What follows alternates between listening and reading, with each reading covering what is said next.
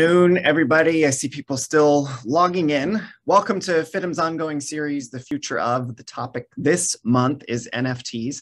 My name is Tom Henkenius, the director of FIDM's bachelor's degree in digital marketing and graphic design. I'd like to take you back in time if I can.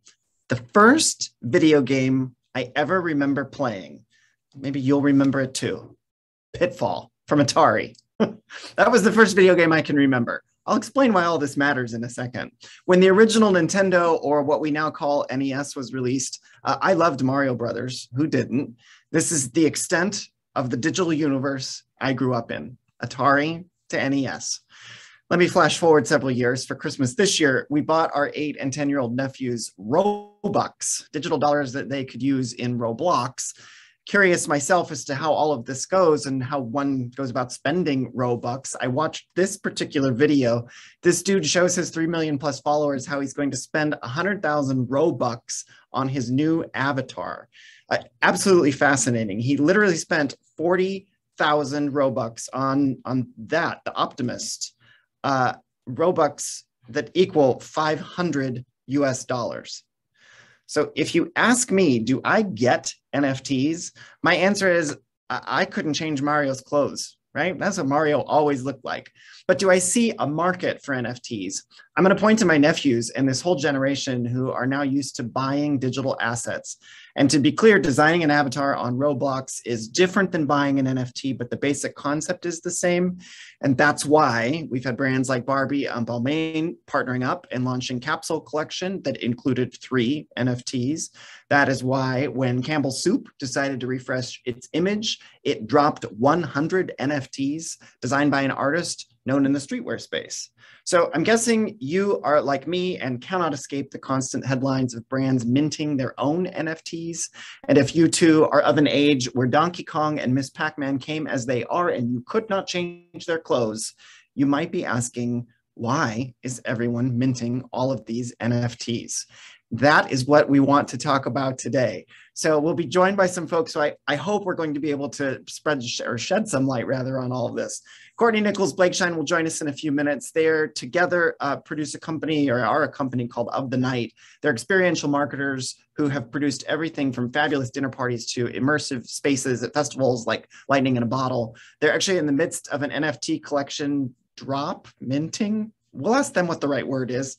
So it's going to be interesting to hear why they've moved into this space, and also super interesting to hear how this space of NFTs could potentially impact experiential marketing. Later on, we'll be joined by Justin Gilani, who is going to be speaking about how he has merged from the fine arts space into the NFT space. But our first guest is Alex Salnikov. He's the head of product and co-founder of Rarible. Rarible is a top-ranked, community-centric NFT marketplace. He's, though, been in the blockchain space for, I don't know, about a decade now, being a trailblazer in blockchain and active in crypto. And I think that actually might be the most interesting place to start with, Alex, is sort of the way that you would explain to people like me what has happened in the blockchain over the last decade of your involvement. Thank you, Tom. Thank you for having me here today, and welcome everyone. So I think a lot happened actually in the last decade, and I think if I would try to explain it in simple words, you can say it was like slowly then suddenly. Just 10 years ago, when Bitcoin started more or less 12 years ago in 2009, 2010, and I joined the space in 2012.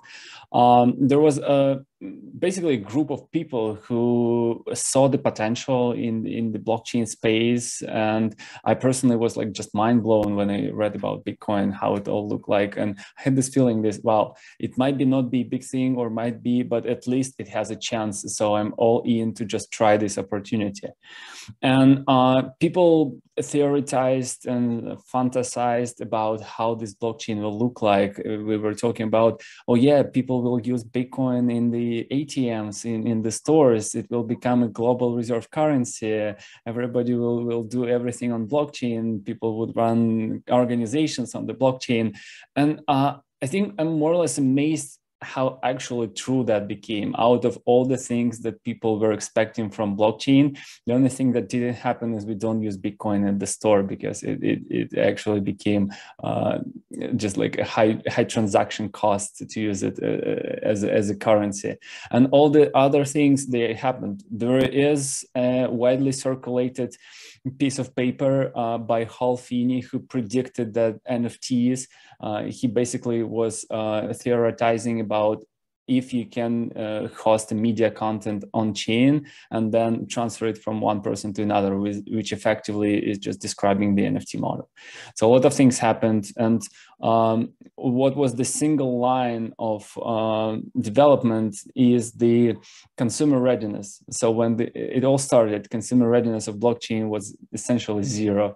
In order to send a transaction, you needed to set up a software that would run a Bitcoin node on your computer, and to send to somebody else who also have that Bitcoin node on their computer. Then the mobile wallets were created. Then Ethereum came that allowed you to not only send money from one place to another, but also to run smart contracts, which just created the whole new universe of more like logic existing on chain.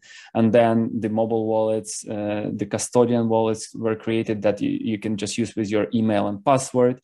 You can now buy your crypto with a credit card in a couple of clicks to that wallet. Still, you need to send a passport. And this whole developments more or less led to the boom of NFTs 2021, that we basically heard about NFTs from everywhere. That was like the word of the year by Collins Dictionary. What else can we say about this? The 2021 was the year of NFTs, and all the developments are more or less like led to it. The consumer adoption finally happened for the major blockchain the last year with NFTs. So it's interesting. So I think one of the things I'm taking from what you just said is really what the NFT is about is ownership, and ownership of that digital asset and being able to move the ownership. And I think if I'm hearing you right, it really was about the consumer understanding and then being able to access ways to transfer that ownership, which is how we get into the coin. Before we even go deeper into that, though, I think I read that you said it was around 2017, you shifted your focus on the blockchain specifically to NFTs because you said it was fun and easy and enjoyable for the consumer. So in 2017, you saw this coming, and then it takes 3-4 years, which sounds about right in time-wise. What is it you saw in this that was going to be fun for the consumer? So first of all, more or less all my previous projects were about trading, right? You couldn't do much except for buy and sell Bitcoin back then. And trading is usually, like, I talk to a lot of people who don't use blockchain, and they say, oh, you should use blockchain. And when we talk about trading, I can often hear, oh, you know what, but I have a credit card. I don't need any other means of transferring money. That's fine, I'm good. While if we talk about NFTs, it's something that does not exist in the Web2, in the current environment. You can't own anything digitally right now. It's more or less everything is rented out by big companies. What I saw was just the explosion of wallets. For example, every wallet in 2018 had the tap collectibles. Every blockchain wallet already had the tap collectibles on it. And there was an on-ramp solution that allowed you to buy with credit card. And the infrastructure, I saw the infrastructure that allows you to easily do that. And then we sit with the team, we created an NFT, and I sold that NFT to my partner, and he sold it back to me. And that mechanic of just understanding that you own really something, it's simple. It's like literally brain that simple. Here is your item, is in your wallet. It has a border around it. It's very tangible. It's almost you can touch it. The feeling is almost the same as you bought something physical and you have it in your pocket. This basically removed the barrier, like, of understanding that the digital thing is even more lively than a physical one. I guess in many ways, this whole concept has been proven out, right? Like like you say, you saw a digital wallet that had collectibles. You saw that you could trade it, got the excitement of going shopping, which I think anybody can relate to that, and buying something. And clearly, you've been somewhat proven. Sales of NFTs jumped 26 times in 2021. $21 billion, it was the space last year, up from 94 million the year before. Clearly a limited audience participating though at this point. Adweek reports, mostly millennials, mostly male, making 100,000 plus. So I find it's sort of interesting that it's sort of like an investor collector space at this point. And really your thesis goes back to like everyone wanting to get in this. So I guess then the next logical question is, how do we grow that audience beyond the sort of narrow scope that's there now? Thoughts? It's a great question. First of all, going from 100 to 21 billion, I think that's 200x rather than 26x. So it's 10 times more. The growth was 10 times more. You're right. I used my iPhone and I couldn't put in 26 billion. Now that you mentioned that, I forgot to put the zeros back in.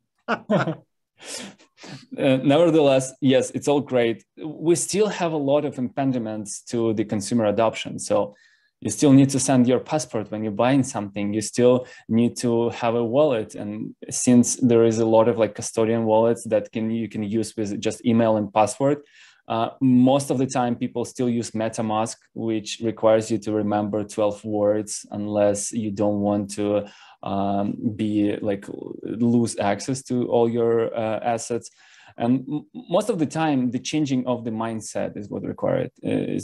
People are not really familiar with this understanding that, oh, I can own something digital.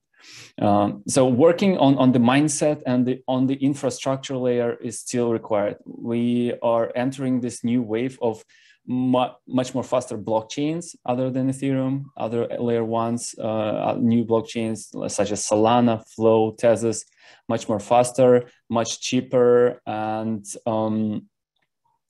working on them, unifying the experience across multiple chains is very important, as well as just educating people about this like whole new thing. Right. Let's talk about your company then, Rarible. So it's a marketplace to purchase NFTs. I spent some time like digging through it. You've said it's the Shopify of NFTs. So explain what you mean by that. Yes. So over this course, 2.5 years ago, we created Rarible. Initially, it was a platform where you could create an NFT, which is like mint, would be the right term for creating NFTs. And the innovation was that anybody could do that on Rarible, rather than other platforms were more like closed and you needed to be vetted before you can mint. And then we expanded into the marketplace business, and we created this big marketplace that you can buy and sell any NFT on any NFT. We index all of them. And now what we are seeing on the market is more and more people coming up and they want to create their own marketplace. And we are building infrastructure that allows them to create their own marketplaces. If you don't want to use like this decentralized marketplaces, one big marketplace, but you want to have your niche marketplace, let's say we're doing a marketplace only for 3D items, or we're doing an only game marketplace.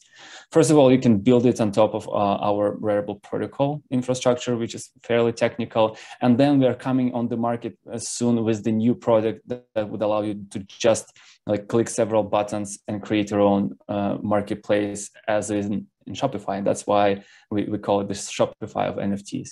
Now, one important point would be to mention that this whole new environment is new, and all the Shopify marketplaces, they are actually all different, while the blockchain marketplaces, they are all unified. So you will be able to find on Rarible, on the main Rarible website, everything that is on sale on all these niche websites. So what are you seeing sold on Rarible? Like what are the common or the most common things that people are buying and selling? Right now, okay, I'll get back in time at first. So all the 2020, the most popular asset was crypto art. The cryptocurrency based like NFTs that are either one unique piece of art or multiple editions. Let's say there will be only 10 items of this art uploaded by some digital artist who never had the means to monetize their digital content in that way. That was the most popular thing in 2020. 2021, the NFT market significantly shifted into the collectible space. What people realized is that it is important to have finite supply, not infinite supply for the NFTs. So the collections that are limited in how many items there will be ever got very popular, as of like CryptoPunks or Bored Apes, Doodles, just basically a lot of NFTs that are acting as more or less the ticket to the club. If I buy a Bored Ape, that means now I am the part of the club of these Bored Ape owners, which consist of CEOs of successful companies, creators. So it's a social signal that basically tells you that I am culturally relevant and I have money to spend on that. So in some sort of, it reminds me luxury brands, but also with the cultural importance. So a lot of luxury brands can be, I don't know, scrutinized that, oh, it's just like a way of showing that you have money, while NFTs are both like having a way of showing that I have money, as well as it is a forefront of the development. I'm new, I'm fresh, I'm on the spearhead of the culture. I love that you call it a social signal. I think that's the most, especially for folks who've been in retail for years. We understand that concept of like social signals. Let's look to the future of this though. So where do you see, say, the future of NFTs going? And I realize that could mean like the next month, 6 months, right? This is a really quickly evolving space. Yes, so the future of NFTs, there is a lot of different directions that NFTs are coming to. Most broadly, NFTs is more or less the direct analogy of a physical item, but something that only exists in the digital world.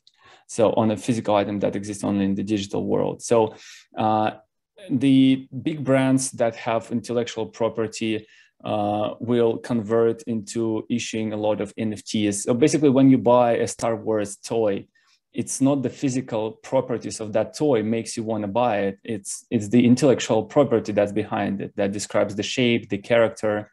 You can use the same thing, but only in the digital space. So we are basically on the entrance of the new global digital-only e-commerce market driven by NFTs. And the chapter 2 of NFTs will be written on, first of all, multiple blockchains, not only Ethereum, multiple new blockchains. And the second, the NFTs will have more utility than now. So crypto art have aesthetic utility, you can look at it, but now we see more and more NFTs that you can put on the avatar on Twitter. You can vote with them. It can be an asset that you can use inside the game. So basically, the same way that you interact with the objects in the physical world, the more utility there is to interact with the object in the digital world, the better it is.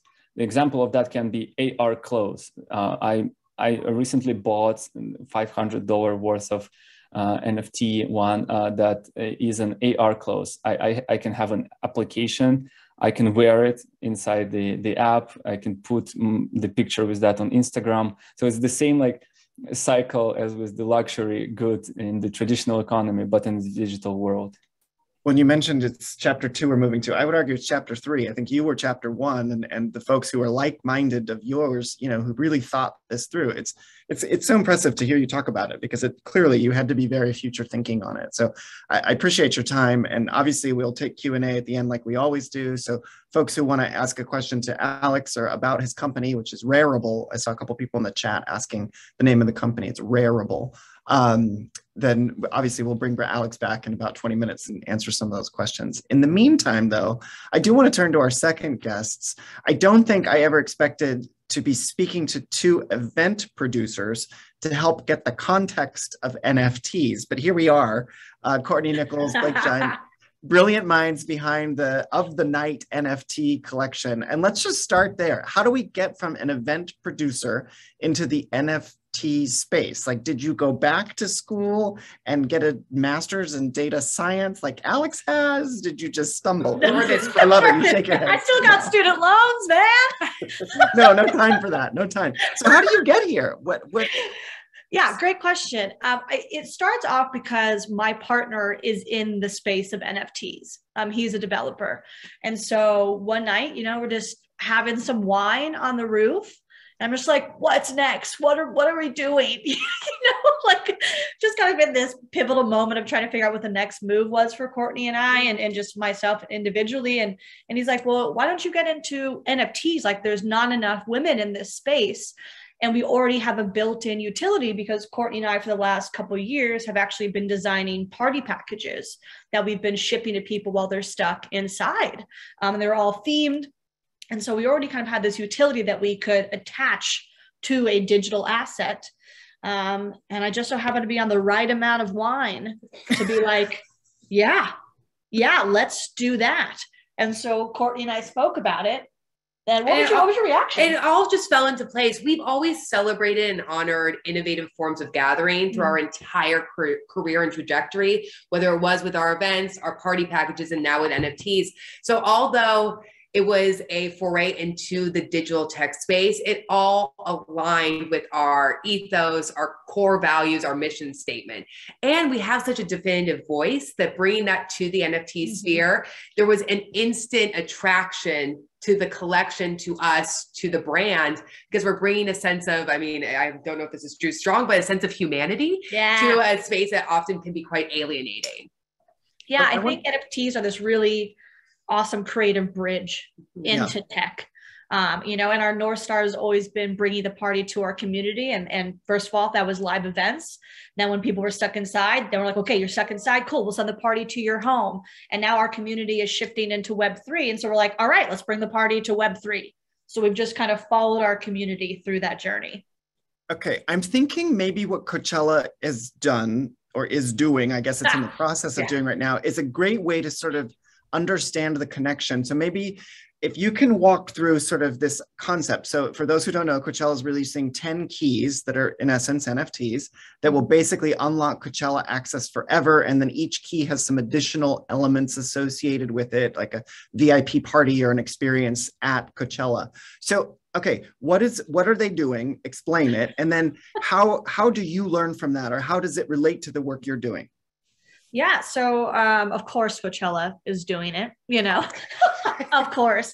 But Courtney and I have spoken about this at length, that NFTs are going to be a social token, right? It's a way to connect to a community that you want to be more invested in. So Coachella brilliantly, but also I want to talk about what's a little bit sketch about this, was like, hey, we have such diehard fans, people who are continuously buying tickets every year, who have been doing it since the start. How do we reward our community in a bigger way? And so, yes, they have these 10 keys that are tradable. So, you could go to however many, and then you decide, oh, we're going to have kids now and we're not going to Coachella anymore. And then you could actually sell it to somebody else. So it does eliminate having a scalper, of having to possibly also get fake tickets that are happening widely in the event community. But it does beg this question of how do you ever offer anything in forever? Yeah, forever. Yeah. Can Coachella commit to having Coachella forever? So these lifetime passes are a really incredible thing to be able to offer to people who know they want to go for the next however many years, but for this lifetime guarantee, it does beg this question of how does any NFT collection offer a utility forever? And just to make sure I'm understanding this right. So I would have a digital wallet on my phone. I would pull up this digital wallet, which you would know and trust because it's checked by a blockchain somewhere. And then it would say, Tom is the owner and I have it right here. Tom can get into Coachella for life. That's as simple as it would work for that. So then how do you as experienced producers how do you take and make use of this? If you're sending a party pack with an NFT, what? Like, is that for the Zoom? The Zoom. The Zoom. No, I mean, but it does pull in like this concept of subscriptions. Mm-hmm. You know, I think it's also going to start lending itself to, instead of getting a subscription, you know, and paying this monthly retainer fee that so many people do, is you're going to buy an NFT and that's going to be your subscription. And then when you don't want it anymore, then you can sell it to somebody else and maybe make some of that money back yourself. And so, yeah, I think, you know, the Super Bowl is going to be doing it, you know, like, I think it's going to definitely be coming into play more. But what's a little bit interesting is like, they're saying like, you're still going to have to show your NFT at Coachella, but you still get like a physical paper ticket. So like, it's not getting rid of waste or anything, or, you know, but yeah, I think anybody that's trying to keep their consumers, their customers around longer, they're going to start redefining what it means to have a subscription-based platform or offering VIP tickets to an event. You guys have spoken about the tangible utility of NFTs. So can you talk to us about that? What is that an important piece of this or not? I've had others tell me you shouldn't include a tangible utility, like it really should just be online in the metaverse. It depends who you are and what your expertise is. Yeah. You know, we came into the space as not visual artists, as event producers. So our tangible utility is intrinsic to everything that we do and the collection that we are releasing and the further collections that we are releasing. But if you are simply a visual artist, your utility can be your art. Yeah, art for the sake of art. Art for the sake of art. There are one-of-ones online that are just absolutely mind-blowing. And for that, the utility is the art. With us, we knew that our PFP collection, our one-of-ones, should come with a little something extra because we wanted it to be an expression of who we are. Mm-hmm. But you don't necessarily need the tangible utility. We just happen to be obsessed with the tangible utility. Yeah, I think people will be looking for different things, you know, like it's really leaning into what your unique roadmap is, you know, because our experience is in IRL, like it would not be within our own voice just to have something visual, you know, because we're so rooted in the tangible. But I do think it's unreal what our community is asking of artists. Yes. Right now, like you have casually asking, I need you to not only deliver an insane amount of art, I need you to offer utility. I need you to build this incredible community. I need you to be available in your chat room, on Discord, on all hours of the night. And I need you to do it within a time frame that we want you to do. Yeah, 2 weeks. I need you to do all of this. It's like, it's insane what people are asking of artists right now. And so I think, you know, there's a place for art for the sake of art. And then now, you know, music's getting into it. And then like for people who are like, no, I'm rooted in the tangible, like, yes, definitely be building that utility behind it. As a marketer, I think one of the most interesting things I read that you all had written about is how an NFT will enable me to target my customer in a whole new way, which I think has even more relevance as we look at like Meta's performance last week when they released numbers and, you know, their advertising dollars are down. They're blaming Apple, the privacy, you know, goodbye to the cookie, all these things we keep talking about. So I guess let's just chat about that piece for just a second. Because the blockchain is public, anyone can see what's in my wallet. Yep. And then somehow I, as a marketer, am going to be able to see that wallet and target you. Mm-hmm. Yeah. So it's definitely, you know, we're just starting there, you know, but for sure, I mean, it's all public knowledge. Like I can look and see what NFTs you have in your wallet and therefore decipher what communities you are in and therefore decipher what are your interests. Mm-hmm. And if while you're, you know, MetaMask is an addition to your browser. So if you're still signed into your wallet, and then you're scrolling in that same browser and you're going to Instagram, you're going to whatever, Shein, whatever. I just bought so much clothes off of Shein, you know, whatever you're going to, like, it's also tracking your interests that way, you know? So like, of course they're going to be now targeting, and they can also now see the amount of money that you have in your wallet too. Mm-hmm. So they can possibly even adjust their prices that they're advertising to you. And so, I mean, that's a huge thing of like why we were talking about why we want people to purchase our NFTs. Is like, yo, your browser history and what they're going to be sending your way. It's going to be so much more interesting if you're buying fun NFTs, like what they're marketing to you. Speaking of this NFT drop of yours, so you've mined, you've minted. Walk us through like I what? love mine. Oh my mine. God, no, it's not mining. Okay, never mind. No, there is you've mining. minted these. I do know I that. thought you It said is minted mime, in but with an M. I was like, I'm going to start using that term. Oh yeah. Spoiler alert, I was a mime. I used She to live was. in Italy as a mime. Fun fact about me. Yeah, so you want to talk about our question? Yeah. Okay, so you have these, you've minted these collection. NFTs and you are in the process of selling them. Yes, exactly. We are minting. We are about to mint rather. So our umbrella brand is of the night, and our first collection is Queens of Night. We looking toward the future. We'll be doing Misfits of the Night, Daddies of the Night, Queens of the Day.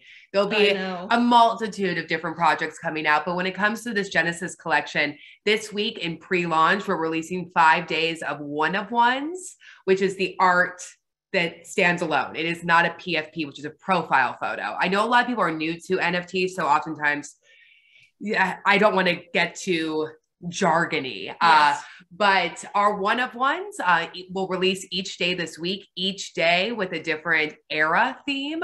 Yesterday with a quintessentially Queens of the Night touch. So yesterday was a 1950s Tupperware party that devolves into a seance. Classic. Today is 1980s prom that is set fire by a debauched rat. Classic. Yeah, that lives actually in a rat's nest of one of the girls at the prom.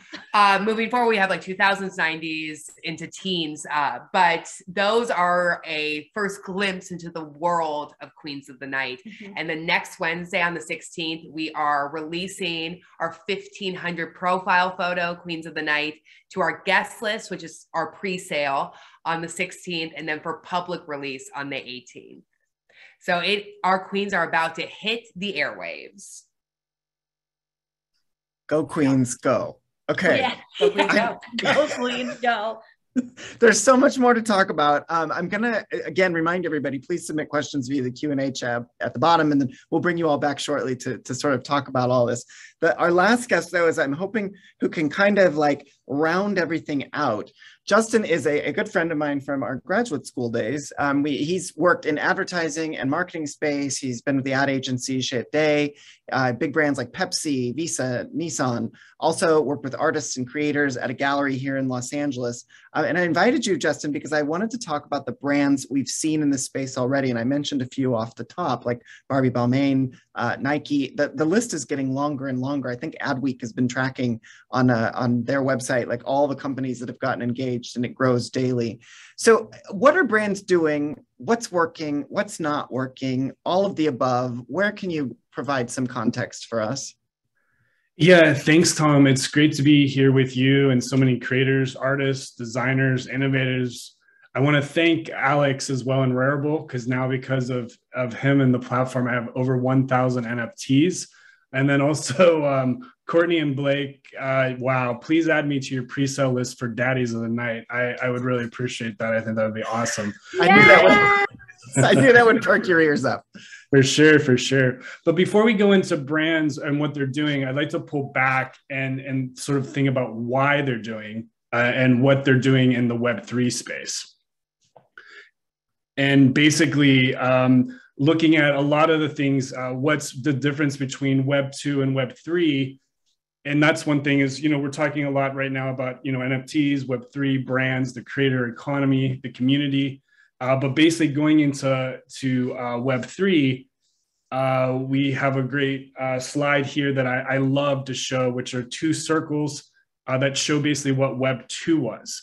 And basically Web 2 was very much about the consumer and the producer and the consumer. And they touched those little points on the circle. Where Web 3 right now is really about building something together, building a community. And that's very much through technology, whether it's through the blockchain, NFTs, the crypto space, but a lot of the automation and the systems that we have now is really what Web3 is about.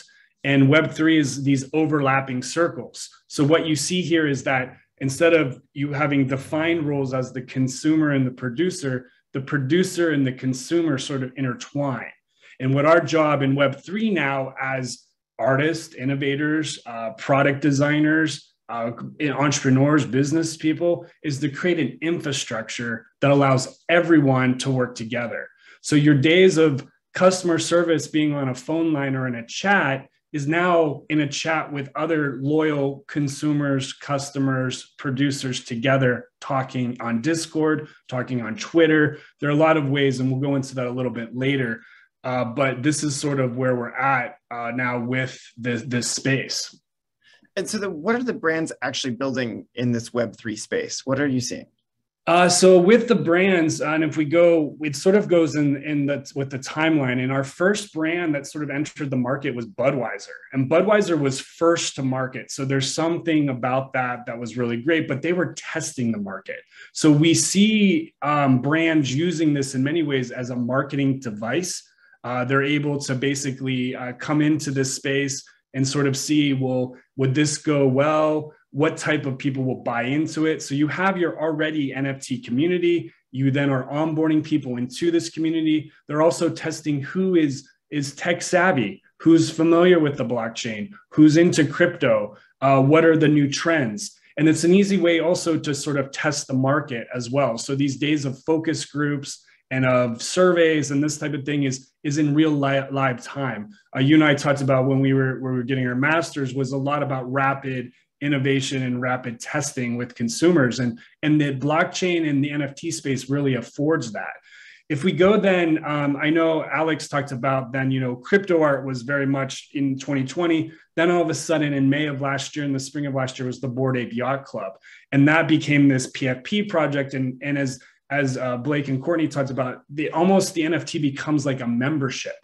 And so if we go to next, where we look at what Adidas did, and they basically took the community of the Bored Ape Yacht Club, and that's on the next slide that we have. They basically integrated, taking what they did was they took a whole community of 10,000 holders. That's their audience right there. Celebrities, a lot of Jimmy Fallon, Paris Hilton, Justin Bieber just got a Bored Ape Yacht Club. They're sort of leveraging this already established community. So they basically bought into it. They created a partnership with it. They're creating merch. They're doing things like that. So the first model was very much about market testing with Budweiser and sort of gauging that. Now we come into something where you're almost buying up a whole group of consumers, a whole community of people. If we go to the next slide, then what happened too with Adidas is now they're doing something really interesting. Is they're basically they have an artist Zach Lieberman who basically has created this amazing piece. It's one of one. It's a collaboration with Prada. So instead of buying into community, they're building with an artist, building a community with them, creating an NFT project from the start.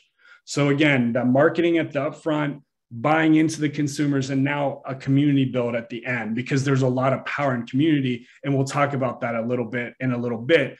But another thing is we move to the next slide is now even we start seeing then Gucci. Gucci now is a little bit behind. They bought into Super Plastic. They bought into a community that had already sold a group of NFTs last year.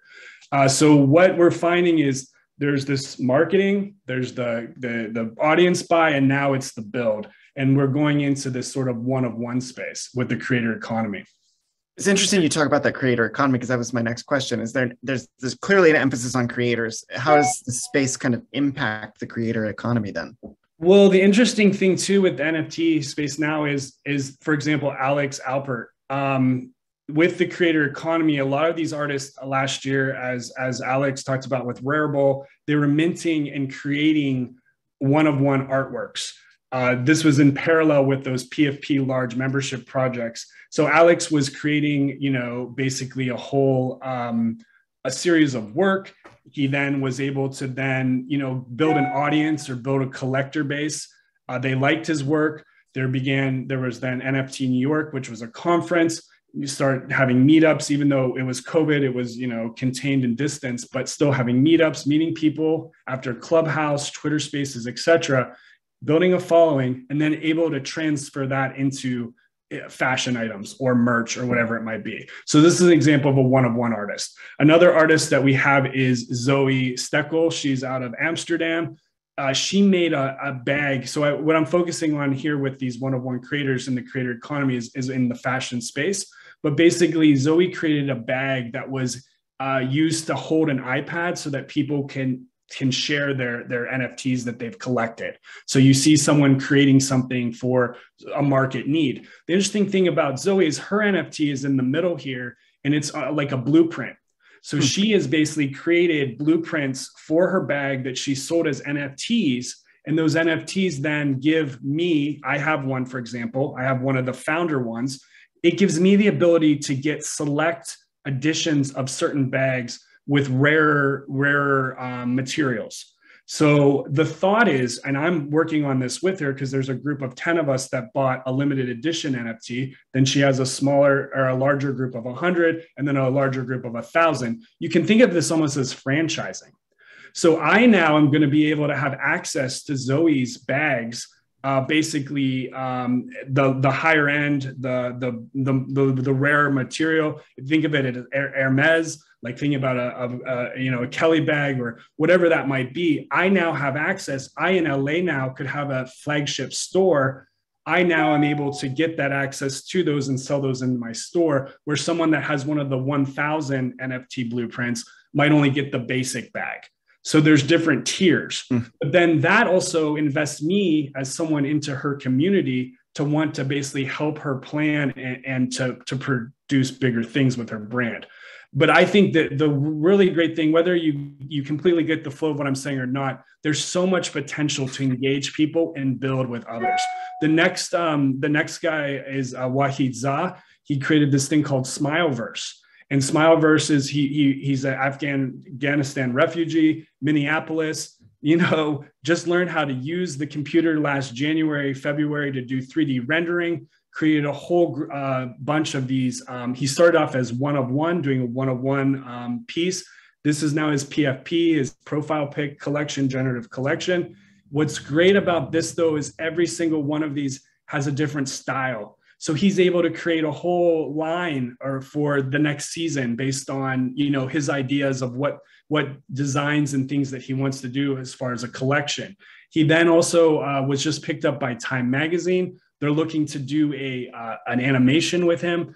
So the crazy thing about this space right now is that the sky's the limit. There's so much here for the creator economy. We can think about doing things in ways that we've never thought about before, and we don't have to do it alone. I think you said like if you're not following the through line, I think that, to the point of community, what I'm hearing from you and what I'm hearing from Courtney and Blake is that there's this whole community element to it. Like you, a fan of this bag designer, are now accessible to her and being able to kind of guide her in her business and in her creations moving forward. Is that the point? Is that what we're getting to? Yeah, the point is, like I said, before you have to rely on managers, agents, and there are a lot of middlemen involved. And there still is room for these, but in a different way. And so what's great, and if we look at the next slide here with community, is basically the as we're creating our product, our designs, our artwork, no matter what it is, no matter if you're a painter or a designer or a science, like no matter what you want to do now, it's about creating this community. And with the community is basically an infrastructure. It's an infrastructure of, whether it's on Discord. I think Blake and Courtney are doing amazing things of how they're creating community. It could be on a platform like Rarible that they've created a token. There's different ways to create an infrastructure. And with that, then you're also providing resources to build. So, if I bring you into my community, you buy the NFT, you come in, you also are given the resources, whether it's education, tools, maybe, and then you also provide incentives. So these three areas are what's very important for this community build. There's a lot of potential, and that's what brands need to understand, is that it's not just about giving and producing something and consuming, but it's about building something together. And I think there's really magic in that. And if anything that can be taken away today is that as you guys are creating your own things, doing your own services, your work, etc., try to incorporate that community aspect in it, because that's when you're going to get real believers, real people that are loyal to your brand, and real people that are going to support and help you build in ways that you never thought possible. This is, I know you spent a lot of time putting this together, so I appreciate you like putting it together for us and helping us get it through. I'd like to invite everybody else to kind of rejoin us. And I think one of the questions that was just submitted by one of our amazing instructors, who's also a terrific artist herself, is sort of where I wouldn't mind diving off right here. She says, does it matter what the original media is? For example, could a stop animation video of a clay dragon be sold as a one-of-one NFT? And then I would add to that, like, and then what's to prevent somebody else just from hitting copy paste and claiming ownership of it? So I don't know. I don't know who wants to take that, because that's the question I hear all the time is, it's online. We steal stuff from people all the time. We take others. Right click save. Right click save. Okay, Blake, Courtney, take her question. Can that stop animation video of a clay dragon be sold as a one-of-one? And then what's to prevent me from stealing it from her? Yeah, it can be. It can be a one-of-one. Our one-of-ones are actually animated GIFs. So yeah, there's some incredible animation and stop motion that are actually available. I'm sure Alex and Justin can speak to this as well. What is stopping somebody from right-clicking and save? Like, people are doing that. You know, I was in a Twitter space the other day that someone admitted, like, yo, my profile picture, I don't own this NFT. I like it. And so I right-clicked and saved it, and I have it as my profile. But what's great about the ledger is that you're able to go back and actually prove if somebody owns it, because every transaction is public, you know? So it's like, where does the line draw between, like, yes, honoring and being like, I like this photo, so I just want to make it my profile. I just want to save it as the photo of, you know, the background of my phone and whatnot. But there is just something to be said about owning that and being able to prove that you own it because of that ledger, to be able to, like, show it. It's no different than authenticating arts IRL. Mm-hmm. Right. It just, now you have to have a million eyes on it to confirm that is a true contract. And there were so many Netflix documentary last year about fake art and that authentication doesn't actually work in the IRL art space. And this authentication actually does work. I mean, this is, as you said, on the ledger, has to be proved by a million eyes. So it's just interesting to see how this evolves into imposters and con artists, I guess. I think con artists, yeah. Con artists. Alex, I wonder what you could sort of, or Justin, I was going to ask you, Alex, let me go to Alex first, and then I'll come to you. Because I'm curious, Alex, I mean, you are the one who is helping people buy and sell these things. So I'm sure you get the question regularly, like I have in prep for this, like, what's to prevent someone from stealing it? So do you have what's your blanket answer to that? Yeah, so obviously, just to piggyback on the Courtney and Blake answer, the ledger allows you to go back and analyze a lot of the information. And that's not the end protection measure, though. It helps you to implement those protection measures, but it's not a protection measure in itself. So right now, the protection is more or less lays on the marketplace shoulders. So the same as in the real world, everybody can create a fake Gucci bag, but where would it sell, right? It would either sell on some on the corner shop, or it will sell in the prominent places. So on the marketplaces, we have this verification mechanism that allows you to receive an extra check mark if we verify that your content is authentic. But in general, like, it's all open. And we also rely on the community flagging system and doing post-moderation. It's Justin, you go back to the community, right? Like, this is all about the community again. So it's even community moderation. Like, do you shame the person who's we don't like to shame, but we you know, there is the community regulation. It's like self-regulation. I think also another thing too is you're buying the token and the artwork or whatever is associated with it. And one thing I failed to talk about too is some brands may be in the future adding royalties. So every artist, the wonderful thing about what Rarible and what these marketplaces do now is that it enables you as a creator, you sell it the one time, and then you're able to make a royalty in perpetuity based on whatever, you know, restrictions or whatever you put on it. So there's real potential there. And also when I talk about royalty too, if you have that authentic It's like a title to a house, certificate of authenticity for a piece of artwork or whatever it might be. It just is sort of that stamp of approval, and that may allow you other benefits besides going to amazing events, but also what other types of activity like creating merch for that brand. There's a lot of options there, so it's really important to have that authentic contract. Alex, I want to come back to you for this question. Is it possible to attach an NFT to a physical product? Because we've heard about some of the brands trying to do this for authenticity purposes. Is this the same thing? How does that work? So there are a couple ways to try to do that. And believe me, I get this question all the time. And I think that, first of all, general answer would be, I would avoid doing so.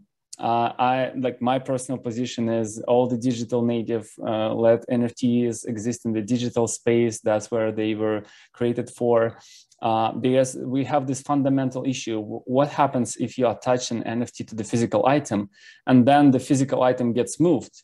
You can't forcibly move the NFT in that point. So you imagine you sold the physical item, the new person won't get an NFT. So there can be like two ways to do that. First of all, you can attach an NFT that does not represent an ownership over the physical item. So, and like the authenticity proof, yeah, I've got it. I don't need to move it. I just like have it on my wallet. It's simple. All right. Another way would be something like a StockX doing. So you can send the physical item to the custodian. Let's say we put the piece of art in a museum and it stays there. And then you issue an NFT and you can trade that NFT, and that would represent the ownership right. Anybody who has that NFT can claim that NFT from the museum, claim the physical copy from the museum. So this way you can move around NFT, and then eventually somebody claims the physical copy from a museum. But in that case, you need to freeze the NFT. So once it's claimed, it cannot move then. That would be the model that I would use. Okay. Courtney, Blake, do you have any thoughts on that one? Because I know you come from the in real life point of view, which I think is interesting. Yeah, we do. I mean, I do think there's something to be said, and to piggyback off of Alex, like leaving things, leaving the art digital. We've talked about this in our Twitter space before a couple of times, of like, how do you truly blend it and how do you attach it? And even just like people who are now showcasing their art right now, like their digital art in IRL, how are people even doing that? But in regards to like attaching the two, I haven't seen anyone do it in a seamless way. So I'm also interested to kind of see how that happens or moves forward. And it's important to note that our tangible utility is not product-based. Yeah. So I don't necessarily know if we are the experts in this realm. Our tangible utility are things like events, or even we're opening up a Friday night hotline where you can actually call us if you're bored in line at a club or just need prank calls. Or prank calls. So we're sort of toying with the idea of utility in a way that's not product-based. So I also am fascinated to see how this evolves over time. And also for the evolution of digital into IRL, how it can seamlessly translate in a way that creates a more immersive environment for NFT art and really expresses the universe that these NFTs are creating. Because mind you, what you're seeing oftentimes, you're just seeing a singular image, but the mythology and the story and the narrative surrounding that NFT is much larger than that single image, especially when you have more elaborate brands. Yeah. I'm interested in regards to, because now they're selling clothes and skins in the metaverse.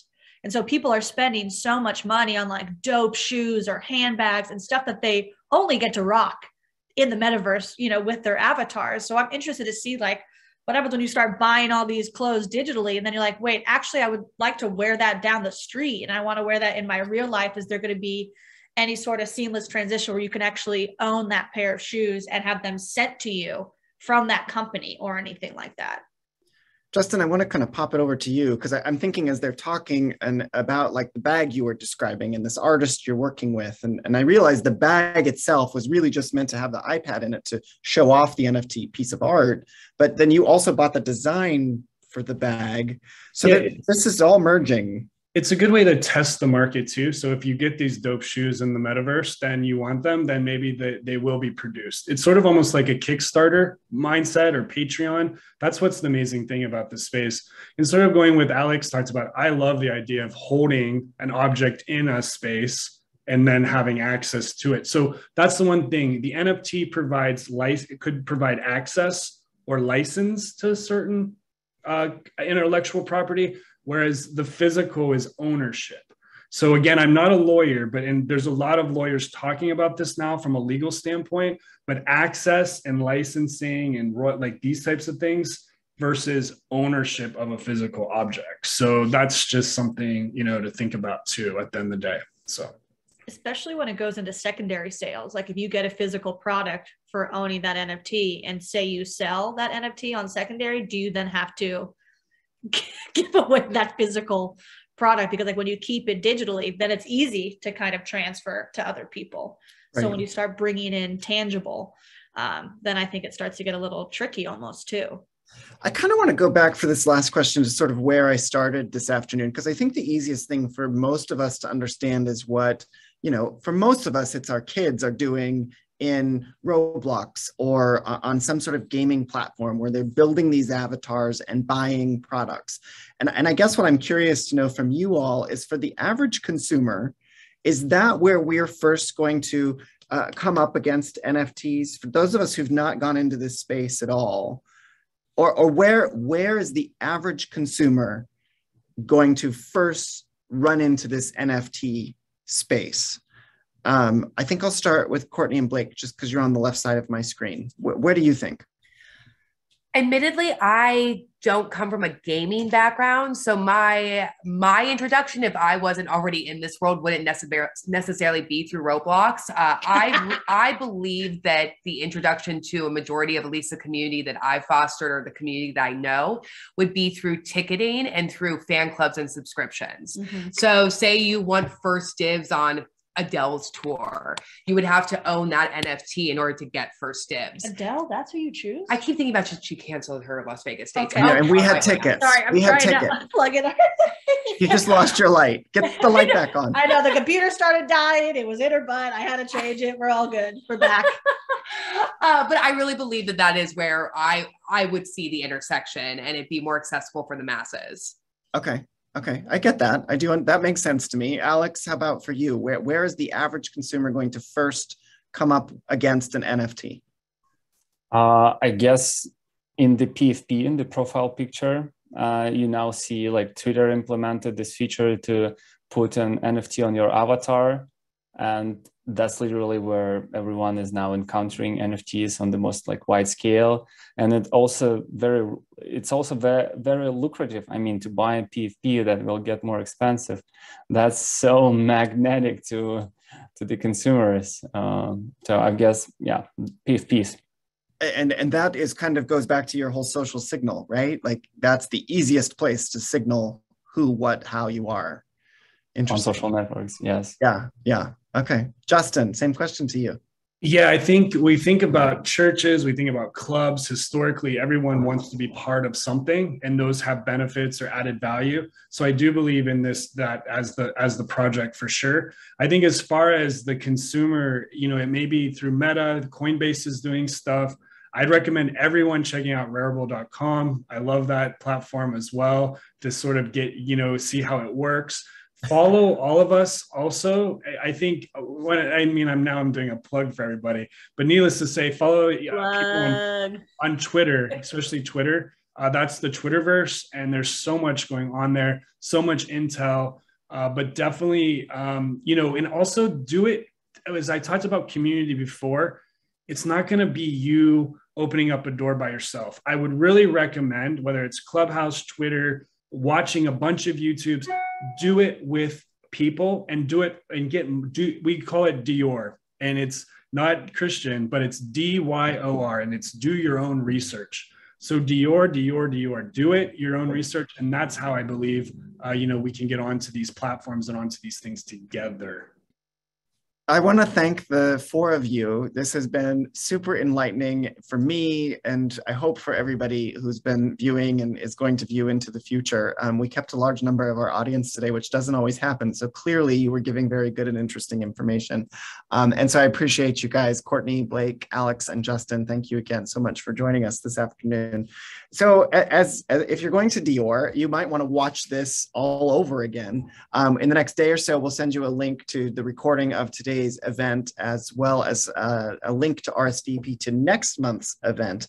Next month specifically, we're going to divert from this sort of tech space we've been on the last couple months and get into Oscar nominations, which were just announced this morning. 1 month from now, we're talking about the future of costume designers.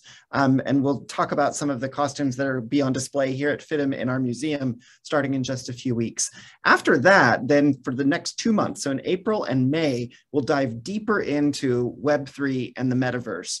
Obviously, it's going to take more than 1 hour to really understand all of this. So as we get closer to those dates, feel free to send questions that you want answered, and I can help us form that conversation so that this is a community of listeners and participants in these webinars. So we appreciate everybody for spending some time with us this afternoon. And of course, we here at FIDM always want to encourage you to stay inspired, even in the NFT marketplaces out there.